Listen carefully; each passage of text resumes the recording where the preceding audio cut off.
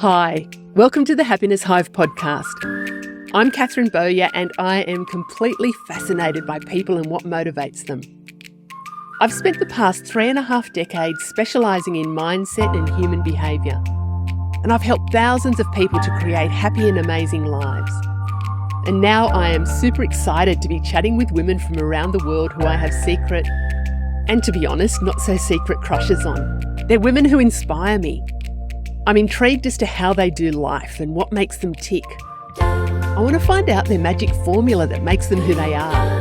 And at the end of the episode, I'd love for you to say, I'd like a little bit of what she's having. The conversations are real and raw. They're full of passion, inspiration, and lots of fun. And nothing is off limits. So grab yourself a cuppa or pop on your trackie and go for a walk and join us for today's chat. There may just be that pearl of wisdom you need to hear. So let's shimmy on over and get started. Hi there, and welcome to another one of the episodes that I'm hosting in the Quick Sticks Happiness Tips series. So these are short little episodes where I'm sharing some bite-sized practical tips and insights into just different areas of life. And I'm inspired by things that are going on in my life, things that are going on in my clients and people that I know, their lives, that kind of just trigger like, oh, that could be a useful little thing to talk about. So it's about whether you're just seeking a mood lift or helping to reduce any stress or just a quick pick-me-up. So this is just a dash of positivity. So short, sort of 10, 15-minute little episodes that we've got of the podcast. And today's episode is about the art of recharging.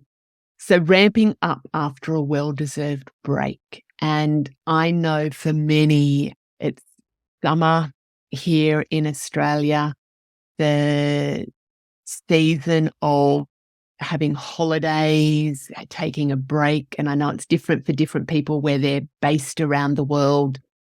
And you might be listening to this at another time in the year after having a break, because not everybody takes their break during the holiday season here in Australia. I know a lot of people don't. A lot of people choose to work through this time and then they take their break when it's not so busy with others. So, and I quite often when I'm working with people, and I felt like this myself as well, that when I've had this beautiful break, and we've already talked about the how to slow down.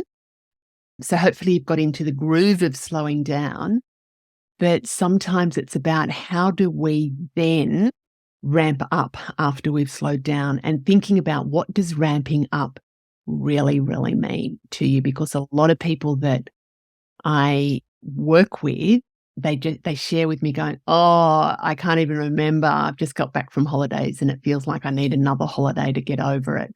I can't remember what it feels like to be refreshed. I've come back to work and there's all this stuff waiting for me and they're just into this crazy busy as though things haven't even changed. So I think it's a really good idea to do a reset. If you've had a break, think about what can you do to bottle that feeling of what it was like on your break, and also setting the intention for what you want it to be like after your break. So set your intention. My first tip is to set your intention for what you want things to be like now that you've had a break. So if you felt worn out before your break, you don't want to go back and to be doing things that caused the burnout and feeling worn out. So think about what was it that was leading you to feel exhausted, and how did you manage and cope with that, and what can you do differently so that doesn't happen again? What lessons can you learn from that? And then think about how you want things to be on your return. So if you're feeling nice and refreshed, what can you do to keep that energy going? And it will probably be different for all of you, but it will be what can you do to keep that energy going? reflect and reset. So take a moment to reflect on the break that you've had. What did you enjoy about it? What insights did you gain from it? And using the reflections to kind of reset your mindset for the tasks ahead. That what can you do differently so you won't feel as exhausted? What are you in control of? What can you do? What can you influence? And what do you have no control of? And then think about where are you going to put your energy in relation to those things? And really thinking about having a mindful return after your break. So ease back into your routine gradually. Begin with a mindful, setting realistic expectations of what you're going to do and achieve upon your return and how you want things to go. So are you going to go in and from 0 to 100 straight from after your break, or are you going to ease into it? Now, your situations might, it depends on the environment that you'll be in, but just think about if you were feeling worn out and were feeling exhausted. A lot of people that I've spent time with, when I ask them how they're going, they just go, oh my God, I'm just exhausted. I'm exhausted. It's going, oh, it's interesting. Where's that exhaustion coming from? Is it coming from what you're doing, how you're doing it, how you're feeling about the stuff? So is it the physical? Is it the mental? Is it the emotional? And it's often a combination of all of those things. So we're wanting to be able to come back after our break, keeping that refreshed feeling. So block out time for the important things. Whenever I have my big break in December, January. That's my time of the year. That's the cadence that I work with. I have other breaks, like other holiday breaks throughout the year, absolutely. But I block out things. So I've gone through my New Year, Fabulous Next Level Me process, and I've worked out what my big goals are for the year. I block out time to make things happen. So what is it that I'm wanting to, what are the important things for me in the year? So holidays, absolutely. Planning sessions for my business and time out for my business as well. Birthdays and celebrations, catch-ups that I want to have with the family and friends. Like, I don't put every single event in, but I block out the big events, because I've been caught before when I haven't blocked out holiday time and I haven't had the break and I felt exhausted and burnt out. So I go through and going to be good. This is the last year where I have to kind of coincide with school holiday breaks. We had to do that when the kids were little, but John being a teacher, we take our family holidays during school holidays because of his commitments, but we're not going to have to do that when he retires. So we can actually go on holidays when we're not paying $1,000,000 because it's peak season on things. So I block out time for the important things. Date nights as well, me time, block that out. Thinking about a transition period. So if possible, allow for, it's like just easing back into things, between your break and full on work mode. So it might be, I know a lot of people, when they come back from a holiday break, they'll come back, say, on the Thursday. They'll spend 2 days at work, Thursday and Friday. Then they've got the weekend off. Then they're back at work again on the Monday. So they're easing into it. I think that's actually a very clever strategy. But however works for you, like your work might not allow that, and the type of work you do might not allow that, but I think that's actually really good.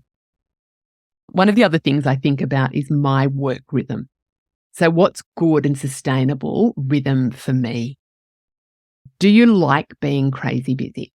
And what's sustainable? As I've said in previous episodes, I'm busy, but I am very discerning about where I choose to be busy. I'm not just doing it. I'm not just rushing into things anymore because it was like, it felt like an exciting thing to do. I'm very discerning about where my busyness is going and what it's actually producing. But what's sustainable? There's a lot of people that being busy 24/7, like, actually, that's not what I wanted to say, but, for whatever your workday commitment is or your weekends, it's not sustainable to be busy 100% of the time. So thinking about what your work rhythm is, what your energy level is, and how can you work with that and not against that. When are your peak energy times? And then can you plan tasks and activities around them? I absolutely can. For the most part in my world, my energy levels are at the highest earlier in the day. I'm an early to rise. I used to be really early to bed, not so much now, but I tend not to have as much concentration later in the day or the afternoon. I certainly can concentrate then, but I choose, if I'm doing something that takes a lot of my thinking, I am better off doing that in the morning around that. And there was also something else that I was going to say, but that's gone out of the, peak energy times, plan tasks and activities around them. And also, I see a lot of this with people that work in corporate, and especially that there's more online meetings that they have. There's no buffer time. They've got back-to-back meetings, and a lot of the corporate leaders that I work with, they just say, I have a whole day of back-to-backs. And it's just like, that's not good for you mentally, physically, that you need to actually have a break in between. And productivity-wise, that's actually not very clever way of doing business, is to have those back-to-back. So I'd really encourage you to have some buffer time. There was one woman I worked with years ago. She would be on her iPad on the way to work while her husband drove her to work. She would get to work about 7:00. She would bring 2 thermoses with her in a office that had a tea room. She would bring the thermoses with her because it saved her having to get up from her desk to go to the tea room. I was just like, oh my God, where's your bloody potty to use? Because if you're not making time to get up and make a cup of tea, are you actually making time to go to the bathroom? She burnt out big time. She got very, very sick. So taking breaks, absolutely. Make time for breaks. And then create habits that support your work-life integration. Are we balancing it? To me, it's about integrating our work and our lives together. So when you're coming back from a break, start out the way that you want to continue. If you set healthy habits of how you want your life to flow, you're more likely to stick with it than getting back into the old habits that led you to feeling exhausted.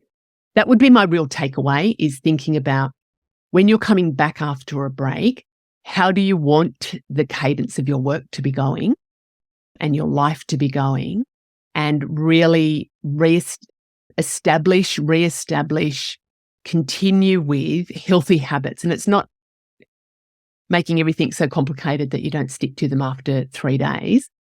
Habits that you can integrate into your life and anchor the feeling of what it was like to be on your break. So healthy habits, absolutely. And then anchoring that feeling. And what I do there is I have photos, I have images, and I have things that represent what it's like for me to feel in that nice relaxed state. And I have them around visually. So when I look at it, it brings me back into that feeling. Especially if life's starting to get wobbly, it's about then going, oh, actually, I can see the patterns of what's going to happen here. So anyway, there's some just little tips around recharging, so revamping after you've had that well-deserved break, and then setting a kind of sustainable way that you can continue. So you, sure, take more breaks, have a fantastic, well-deserved break, but don't go into the break being absolutely exhausted. If you want more tips, you can sign up to the Happiness Hive newsletter, where I do share just some other fabulous tips about living your best and most fabulous life. So if you found this tip useful, I'd love for you also to share your comments, to rate and review. That would really help. I would love that. Hugs, happiness. See you later. Thank you for listening. I hope you enjoyed the episode. You can spread the love by sharing it with a friend so she can have a little bit of what we had today. And don't forget to rate and review so we can get it into as many hearts and ears as possible. You can keep the conversation going over on my socials at the Happiness Hive. And if you'd like more high vibe happiness in your life, come and join me in our community of inspired and motivated women, where you'll have everything that you need to be truly happy and bounce out of bed every day, living and loving your best and most beautiful life. To find out more, pop over to the Happiness Hive website and click on the link Working with Catherine. Until next time, big hugs and happiness.